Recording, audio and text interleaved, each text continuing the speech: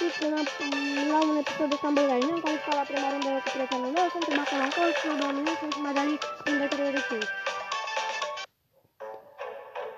Și sperăm să ne calificăm și la a doua rundă.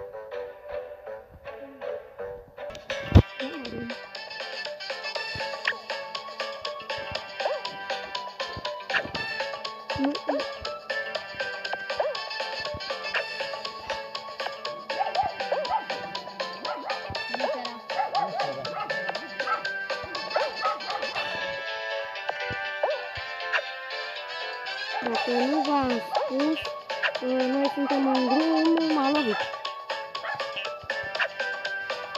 Mai repede în voi. Hai, mă, bă! Nu cred. Ce nasoală e luna asta. Când ieși cu boți, dacă te-ai lovit odată, te ajunge odată. Să te lovești odată, te ajungi cu ochi.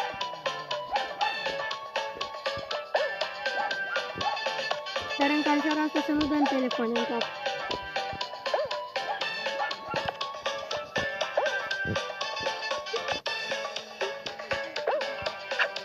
Și nu știu dacă o să mă calific eu, dar...